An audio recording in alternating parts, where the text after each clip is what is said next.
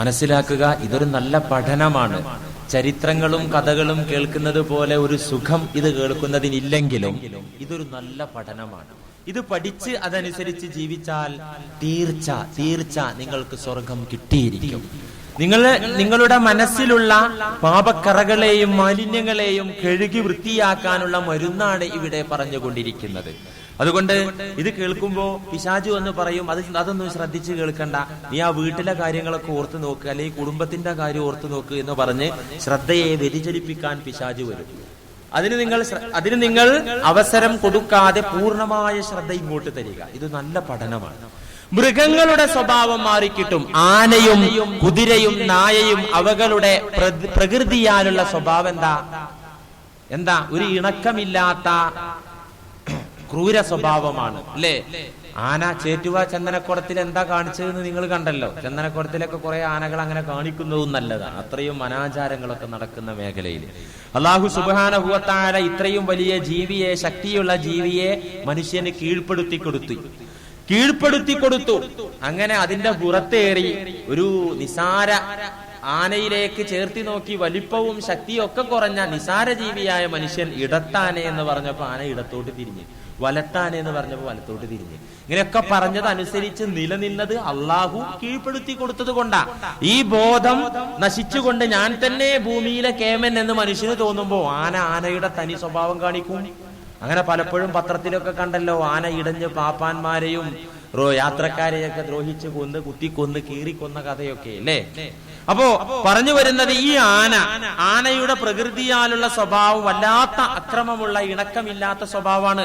ഈ ആനയെ പിടിച്ചു കൊണ്ടുവന്ന് ആനപ്പന്തിയിലിട്ട് നിരന്തരം പരിശീലിപ്പിക്കുമ്പോ ആന നല്ല അനുസരണമുള്ള ജീവിയായി മാറി. ഈ പട്ടിയെ പിടിച്ച് നന്നായി പരിശീലനം കൊടുത്ത് നിരന്തരം നല്ല സ്വഭാവങ്ങൾ പ്രാവർത്തികമാക്കി അതിന് പഠിപ്പിച്ചു കൊടുത്ത പട്ടിയും നല്ല സ്വഭാവത്തിലാകും, കുതിരയുമാകും, ഏതുമാകും. അപ്പൊ നാൽക്കാലികളുടെ സ്വഭാവം പോലും മാറിക്കിട്ടുന്നു. വിവേകമില്ലാത്ത, തന്റെ ഇടമില്ലാത്ത, വിശേഷ ബുദ്ധിയില്ലാത്ത നാൽക്കാലി മൃഗങ്ങളുടെ സ്വഭാവം പോലും മാറിക്കിട്ടുന്നുണ്ടെങ്കിൽ തീർച്ചയായിട്ടും മനുഷ്യന്റെ സ്വഭാവം മാറ്റാൻ പറ്റും. ഞാനീ പറയുന്നത് ദേഷ്യം എന്ന് പറയുന്ന വികാരത്തെ ഇല്ലാതെയാക്കണമെന്നല്ല. എത്രയായാലും ദേഷ്യം ഉണ്ടാകും. ഈ ദേഷ്യത്തെ അള്ളാഹു അനുവദിച്ച മാർഗത്തിൽ മാത്രം പ്രകടിപ്പിക്കുക. അള്ളാഹു വിലക്കിയ ഭാഗത്ത് ആ ദേഷ്യം പിടിച്ചു വെക്കുക. നബി സല്ലല്ലാഹു അലൈഹി വസല്ലമ തങ്ങൾക്ക് പോലും ദേഷ്യം ഉണ്ടായിരുന്നു. ദേഷ്യം വേണം. ഇന്നമാ അന ബശറുൻ, അവിടെന്ന് പറഞ്ഞു ഞാനൊരു മനുഷ്യനാണ്. നബി സല്ലല്ലാഹു അലൈഹി വസല്ലമ പറഞ്ഞു ഞാനൊരു മനുഷ്യനാണ്. അഗ്ളബു കമാ യഗ്ളബുൽ ബശറു, മനുഷ്യർക്ക് ദേഷ്യം വരുന്നത് പോലെ എനിക്കും ദേഷ്യം വരും. വകാന ഇദാ തകല്ലമ ബൈന യദൈഹി ബിമാ യക്റഹു, വെറുക്കപ്പെടുന്ന അശ്ലീല വാർത്തകൾ അവിടത്തെ മുന്നിൽ വെച്ച് ആരെങ്കിലും പറഞ്ഞാൽ യഗ്ളബു, അവിടുന്ന് ദേഷ്യപ്പെടും. ഹത്താ തഹമറ വജനതാഹു, അവിടത്തെ മുഖമെല്ലാം ചുവക്കും. വലാകിൻ ലാ യഖൂലു ഇല്ലാ ഹഖ്ഖാ, ദേഷ്യം വന്നു എന്നതുകൊണ്ട് ഒരിക്കലും അനാവശ്യങ്ങൾ, അസത്യം പറയുകയില്ല. സത്യം മാത്രമേ, യാഥാർത്ഥ്യം മാത്രമേ അവിടെന്ന് പറയുകയുള്ളൂ. അപ്പൊ മനുഷ്യന് ദേഷ്യം ഉണ്ടാകുന്നത് പോലെ നബിക്കും ദേഷ്യം ഉണ്ടായിട്ടുണ്ട്. പക്ഷെ ഹക്കല്ലാത്തത്, നല്ലതല്ലാത്തതൊന്നും അവിടെന്ന് ദേഷ്യം വന്ന സമയത്ത് പറഞ്ഞിട്ടില്ല. അപ്പൊ ദേഷ്യത്തെ നിയന്ത്രിച്ചു വെക്കുക. രണ്ട് രീതികളിലൂടെ മനുഷ്യർക്ക് സൽസ്വഭാവം കിട്ടും. രണ്ട് രീതിയിലൂടെ നമ്മുടെയൊക്കെ സ്വഭാവം നന്നാവും. ഒന്നുകിൽ അള്ളാഹു നമ്മുടെയൊക്കെ സ്വഭാവം നന്നാക്കുക. പ്രകൃതിയാൽ, നേച്ചർ തന്നെ അങ്ങനെ, എന്താ അവനങ്ങനെ, അവന്റെ സ്വഭാവം അങ്ങനെ, പ്രകൃതിയാൽ അങ്ങനെയാണ്.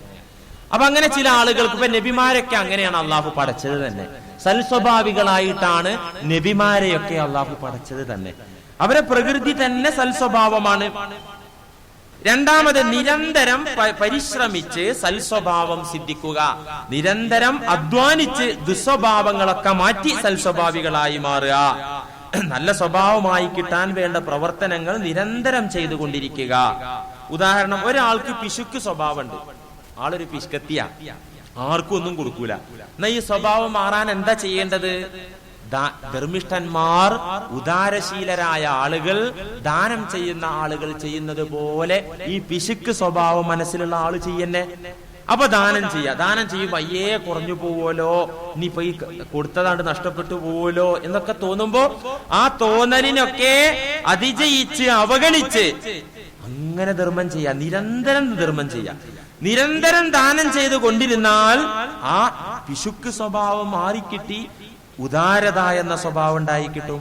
ഒരു പെണ്ണിന് അഹങ്കാരമുണ്ട്, ഞാൻ ഇപ്പൊ കൊള്ളാലോ, ആവശ്യത്തിന് ഞാൻ സുന്ദരിയാണ്, പിന്നെ വീട്ടിലോ ആവശ്യത്തിന് പണമുണ്ട്, പിന്നെ എന്റെ കെട്ടിയോനും തരക്കെടില്ല, എല്ലാം കൊണ്ട് ഞാനിപ്പോ ഉഷാറാണ് എന്നൊരു പെണ്ണിനൊരു തോന്നല്. ഈ തോന്നലുണ്ടെങ്കിൽ അഹങ്കാരം അവൾക്കുണ്ട്. അഹങ്കാരം ആരുടെയെങ്കിലും ഹൃദയത്തിൽ അണുത്തൂക്കമുണ്ടെങ്കിൽ അത്തരക്കാർ സ്വർഗത്തിൽ പ്രവേശിക്കുകയില്ലെന്ന് നബി സല്ലല്ലാഹു അലൈഹി വസല്ലം പറഞ്ഞു. അണുത്തൂക്കം അഹങ്കാരം കിബിർ ആരുടെയെങ്കിലും ഹൃദയത്തിലുണ്ടെങ്കിൽ അവർക്ക് സ്വർഗം ലഭിക്കുകയില്ല എന്ന് ഹദീസ് ഉണ്ട്. അപ്പൊ അഹങ്കാരം എന്ന് പറയുന്ന ദുസ്വഭാവം ഒരാളിലൊരു ഒരാളിൽ ഉണ്ടെങ്കിൽ എന്ത് ചെയ്യണം? വിനയം കാണിക്കണം, നിരന്തരം വിനയം കാണിക്കണം. അതിന് സ്വന്തത്തെ തന്നെ നിന്ദ്യമാക്കി കാണിക്കണം.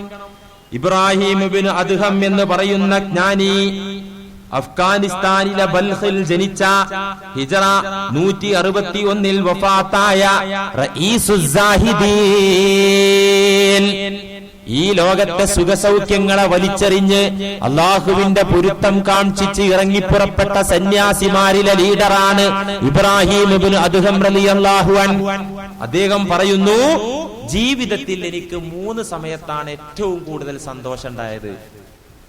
ജീവിതത്തിൽ എനിക്ക് ഏറ്റവും കൂടുതൽ സന്തോഷം ഉണ്ടായത് 3 സമയത്താണ്.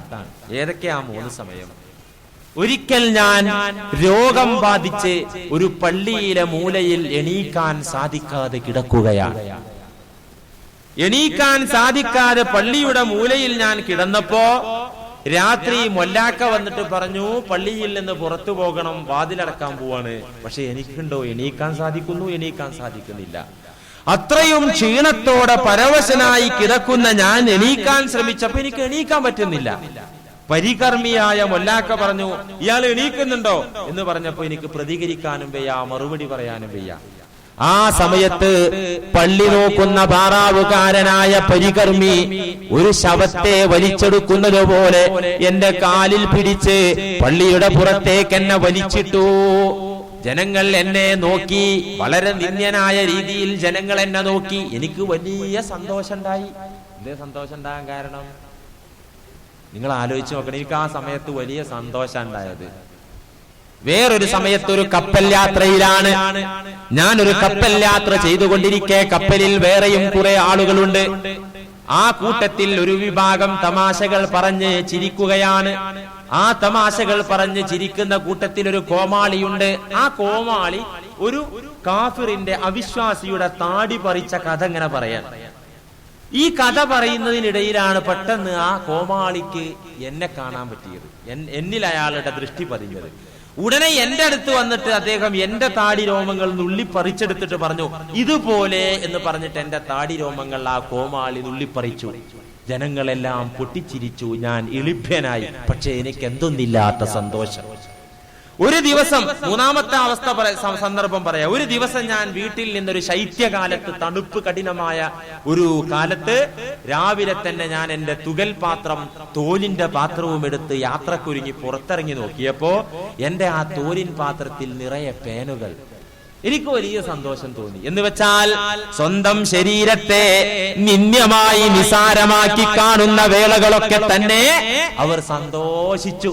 പടച്ചവനെ, ഈ അടിമ പാവപ്പെട്ടവനാണ്, ഞാൻ ഒന്നുമില്ലാത്ത പാവപ്പെട്ടവനാണ്, എനിക്ക് ഈ ഭൂമിയിൽ അഹങ്കരിക്കാനും മേൽക്കോയ്മ നടിക്കാനും എന്തൊരു ന്യായമാണുള്ളത് എന്ന രീതിയിൽ അവരൊക്കെ വളരെ വിനയത്തോടെ, പടച്ചവനെ, ഞാൻ ഒന്നിനും കൊള്ളാത്ത അടിമയാണ്, ജനങ്ങൾക്കിടയിൽ ഞാൻ അപമാനിക്കപ്പെട്ടാൽ എനിക്കെന്ത് എന്ന് ചിന്തിക്കുന്ന ആളുകൾ ഇങ്ങനെ സൽസ്വഭാവമാർജിക്കാൻ വേണ്ടി ദുസ്വഭാവത്തിന്റെ ഓപ്പോസിറ്റ്, എതിരായ കാര്യം നാം പ്രവർത്തിക്കുക. അങ്ങനെ പ്രവർത്തിക്കുമ്പോ നമുക്ക് സൽസ്വഭാവം നമ്മുടെ ഒരു സ്വഭാവമായി മാറും. ഏതുപോലെ നമസ്കാരം. നബി സല്ലല്ലാഹു അലൈഹി വസല്ലമ പറഞ്ഞു, ജുഇലത്ത് ഖുർറത്തു ഐനി ഫിസ്സലാ, എനിക്ക് കൺകുളിർക്കുന്ന അവസ്ഥ, ആനന്ദകരമായ അവസ്ഥ, രോമാഞ്ചമുണ്ടാക്കുന്ന അവസ്ഥ നമസ്കാരത്തിൽ എനിക്ക് കിട്ടുന്നുണ്ട്. അതെന്താ നബിക്ക് കിട്ടാൻ കാരണം? നബിയുടെ തുറന്ന മനസ്സ്, നബിയുടെ കറകളഞ്ഞ മനസ്സ്. ഈ കറകളഞ്ഞ മനസ്സുണ്ടായി കഴിഞ്ഞാൽ ആനന്ദത്തോടെ, പരമാനന്ദത്തോടെ നമസ്കരിക്കാൻ സാധിക്കും. അതുകൊണ്ട് മുൻഗാമികളായ ആളുകൾ ഇതിന് പല രീതിയും ആസ്വദിച്ചിരുന്നു. പല രീതികളിലും അവർ സ്വന്തത്തിന് ട്രെയിനിങ് കൊടുത്തിരുന്നു.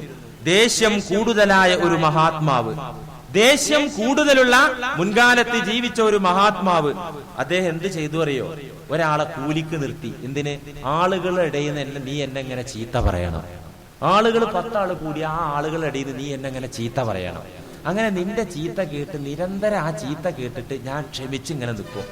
നിങ്ങനെ നിരന്തരം നീ എന്നെ വഴക്ക് പറഞ്ഞു തെറി വിളിച്ചു, ചീത്ത പറഞ്ഞു, ഞാനിങ്ങനെ കടിച്ചു പിടിച്ച് നിന്ന് എന്റെ ഈ ദേശീയ നാട് പോയി കിട്ടട്ടെ. നിങ്ങൾ ആലോചിച്ച് നോക്കണം. എന്താ ചെയ്തത്? ആളുകളുടെ ഇടയിൽ വെച്ച് നീ എന്നെ ചീത്ത പറയണം എന്ന് പറഞ്ഞിട്ട് ഒരാളെ ചീത്ത പറയാൻ വേണ്ടി കൂലിക്ക് വെച്ചു. മുൻകാലത്തൊരു വലിയ സ്വഭാവം മാറ്റിയെടുക്കാൻ അവരുണ്ടാക്കിയ മഹാന്മാരിൽ ഒരാൾ. അതുപോലെ തന്നെ ഈ മോശം സ്വഭാവക്കാരുമായി, ദേഷ്യം കൂടുതലാണെങ്കിൽ മോശം സ്വഭാവക്കാരുമായി, ദേഷ്യം പിടിപ്പിക്കുന്നവരുമായി ഇടപഴകുക, എന്നിട്ട് കടിച്ചു പിടിച്ച് സ്വയം നിയന്ത്രിക്കുക. അതാണല്ലോ അള്ളാഹു പറഞ്ഞത്, വൽ കാളിമീനൽ ഗൈള, ദേഷ്യത്തെ കടിച്ചു പിടിക്കുന്നവർ. അപ്പൊ ഞാൻ പറയുന്നത്, ദേഷ്യം നമ്മെ ദേഷ്യം പിടിപ്പിക്കുന്ന അവസരം ഉണ്ടാകുകയാണെങ്കിൽ അങ്ങോട്ട് പോകാതിരിക്കല്ലോ വേണ്ടത്, അങ്ങോട്ട് പോയിട്ട് ദേഷ്യം വരുമ്പോ ആ ദേഷ്യത്തെ കടിച്ചങ്ങോട്ട് പിടിക്കാം. മുൻഗാമികളൊക്കെ അങ്ങനെയായിരുന്നു ചെയ്തത്.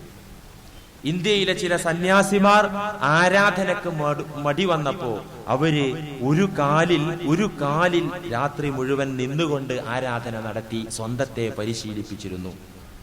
ശൈഖുമാരിൽ ചിലർക്ക് തഹജ്ജുദ് നമസ്കാരത്തിന് മടി വന്നപ്പോ അവരെന്താ ചെയ്തത്? അവർ തലകുത്തി രാത്രി മുഴുവൻ നിന്നു അത്രേ. ആഹാ, ശരീരത്തോട് ധർമ്മസമരം, സ്വന്തത്തോട് സമരം. നിനക്ക് മടി ഉണ്ടല്ലേ തഹജ്ജുദ് നിസ്കരിക്കാൻ, ഞാൻ കാണിച്ചു തരാന്നും പറഞ്ഞിട്ട് പിന്നെ തല കുത്തിയിട്ട് രാത്രി കുറെ നേരം അങ്ങോട്ട് നിൽക്കന്നെ. ഈ രീതിയിൽ അതുപോലെ തന്നെ ഒരാൾക്ക് ശൈഖുമാരിൽ മുൻകാലത്ത് കഴിഞ്ഞു പോയ മഹാത്മാക്കളിൽ ഒരാൾക്ക് പിശുക്ക് സ്വഭാവം ഉണ്ടായി. ആ മനുഷ്യൻ എന്ത് ചെയ്തു? നിന്റെ പിശുക്കത്തരം ഞാൻ കാണിച്ചു തരാന്ന് സ്വന്തത്തോട് പറഞ്ഞിട്ട് മുഴുവൻ ധനവും വിറ്റിട്ട് ഒക്കെ സമുദ്രത്തിലേക്ക് വലിച്ചെറിഞ്ഞു. പിശുക്കൊന്നാണ് പോട്ടെ, എന്നത് പാവങ്ങൾക്ക് ധർമ്മം ചെയ്തൂടെ? പാവങ്ങൾക്ക് ധർമ്മം ചെയ്താല് നാട്ടുകാരുടെ ഇടയിൽ ഞാനൊരു ധർമ്മിഷ്ഠന് എന്ന കപടഭക്തി ഉണ്ടായാലോ എന്ന് പേടിച്ച് മുഴുവൻ അദ്ദേഹം സമുദ്രത്തിൽ എറിഞ്ഞു അത്രേ. ഈ രീതിയിൽ പല ട്രെയിനിങ്ങുകളും മുൻഗാമികൾ കാഴ്ചവെച്ചു. അതാണ് അള്ളാഹു പറഞ്ഞത്, സ്വന്തത്തെ നിയന്ത്രിക്കുക, സ്വന്തത്തോട് സമരം ചെയ്യാം. ഇൻഷാ അല്ലാഹ് സ്വന്തത്തോടുള്ള സമരം. ഇതാണ് ബദറിനേക്കാൾ, ഇതാണ് ഉഹദിനേക്കാൾ, ഇതാണ് ഖന്തക്കിനേക്കാൾ ശ്രേഷ്ഠതയുള്ളത്. ബദറിൽ പങ്കെടുത്ത സഹാബിമാർ, ബദരീങ്ങൾക്ക് എന്ത് പോരിശയുണ്ടല്ലേ? നബിയോടൊപ്പം ഉഹദിൽ പങ്കെടുത്ത സഹാബിമാർക്ക് എന്ത് പോരിശയുണ്ട്? പക്ഷെ ഇതിലേറെ വലിയ പോരിശ സ്വന്തത്തോട് ജിഹാദ് ചെയ്യുന്നവർക്കുണ്ട്. അതെങ്ങനെ എന്നത് ഇൻഷാ അല്ലാഹ് നമുക്ക് അടുത്തയാഴ്ച പറയാം. എങ്ങനെയാണ് സ്വന്തത്തോട് യുദ്ധം ചെയ്യുക, എങ്ങനെയാണ് സ്വന്തം ദുസ്വഭാവങ്ങളെ യുദ്ധത്തിലൂടെ മാറ്റിയെടുക്കുക. അല്ലാഹു തൗഫീഖ് ചെയ്യട്ടെ. വആഖിറു ദഅവാനാ അൽഹംദുലില്ലാഹി റബ്ബിൽ ആലമീൻ. അസ്സലാമു അലൈക്കും വറഹ്മത്തുള്ളാഹി.